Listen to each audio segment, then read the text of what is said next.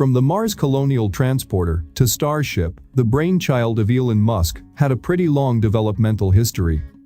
This video will address the key developments happened from 2007 to 2020 for this ambitious rocket. So, let's dive into rocket science. Everything started in 2007 when Musk stated a personal goal of enabling human exploration and settlement of Mars.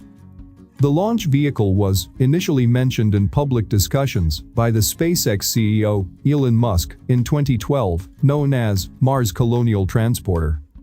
Also, SpaceX began development of its Raptor rocket engine in the same year.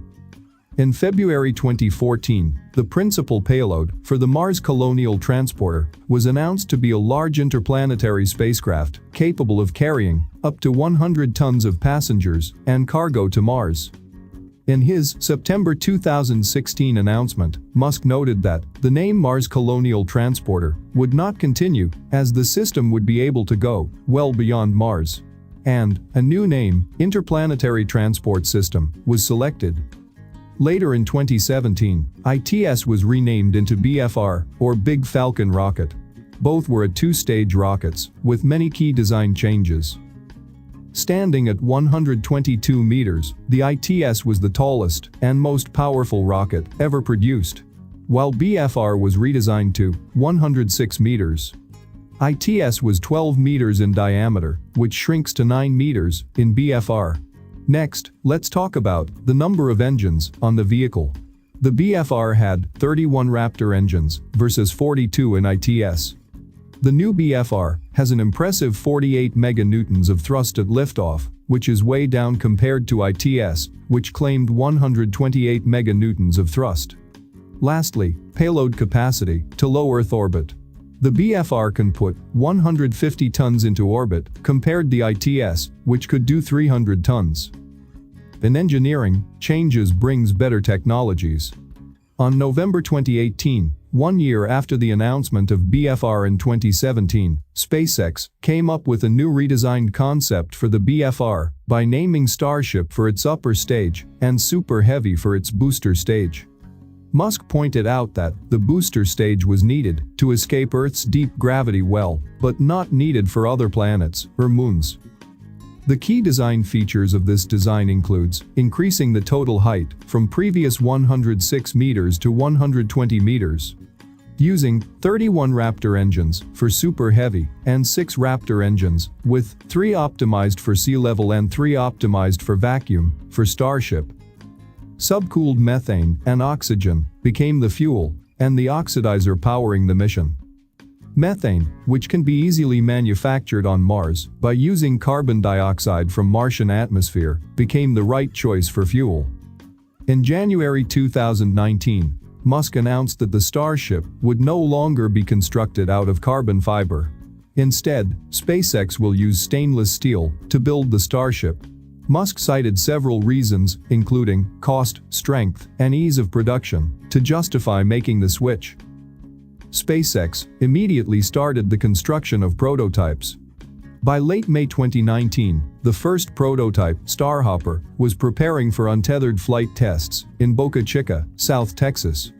While 2 orbital prototypes were also under construction.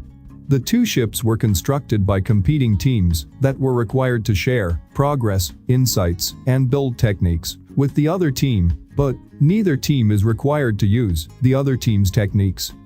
In July 2019, the Starhopper made its initial flight test, a hop of around 20 meters altitude, and a second and final hop in August, reaching an altitude of around 150 meters.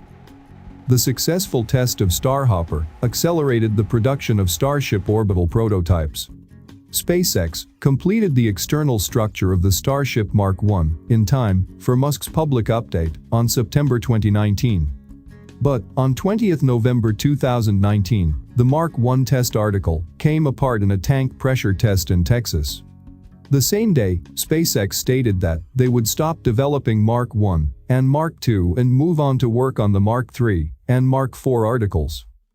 A few weeks later, the work on the vehicles in Florida paused, and Starship development work started focusing on the Texas site. In December 2019, Musk announced that the Starship Mark III versions would be redesignated into Starship Serial Number 1, and there would be minor design improvements from Starship Serial Number 1 to 20. SpaceX began construction of the internal components for the vehicle in December 2019 and started stacking Serial Number 1 at Boca Chica 2 months later.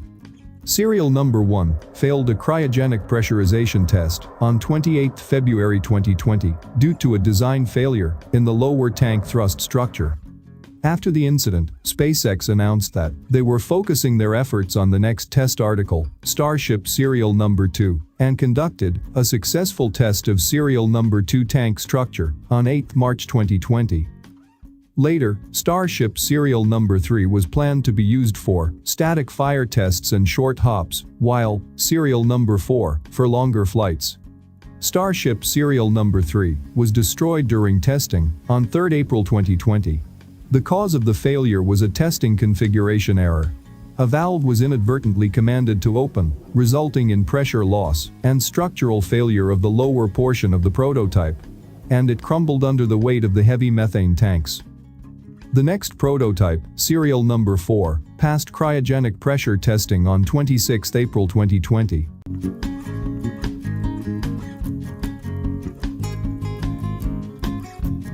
But it was destroyed on 29 May 2020 after a successful static fire test of its single Raptor engine due to a failure with the ground support equipments.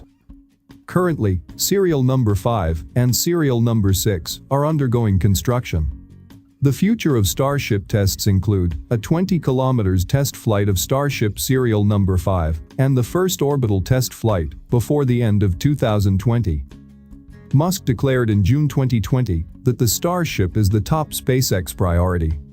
So, let's wait and see what SpaceX and Elon Musk can do in future to make human a multiplanetary species.